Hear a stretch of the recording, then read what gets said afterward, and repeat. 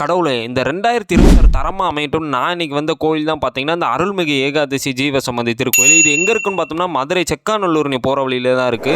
கிண்ணியமங்கலம்னு சொல்லக்கூடிய ஒரு ஊர்ல தான் இருக்கு. இந்த கோயில்ல பார்த்தோம்னா, சிற்பங்கள்லாம் ரொம்பவே அழகா இருந்துச்சு. எனக்கு பிடிச்ச சிற்பம் பார்த்தீங்கன்னா, அந்த சிவன்லேருந்து வரக்கூடிய தண்ணீர் இது வந்து எனக்கு ரொம்பவே பிடிச்சிருந்துச்சு.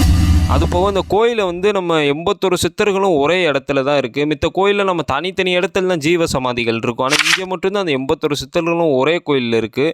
இந்த கோயிலை வந்து நம்ம 11 முறை சுற்றி வந்தோம்னா நம்ம வேணுனது எல்லாமே நடக்கும் அப்படின்ற ஒரு ஐதீகம் வேறு இருக்குது. பொதுவாக நம்ம கோயிலுக்குள்ளே போனாலே ஒரு பாசிட்டிவ் வைப் கண்டிப்பாக நம்ம எல்லாருக்கும் இருக்கும். மன அமைதியாகவும் இருக்கும், மன நிறைவாகவும் இருக்கும்.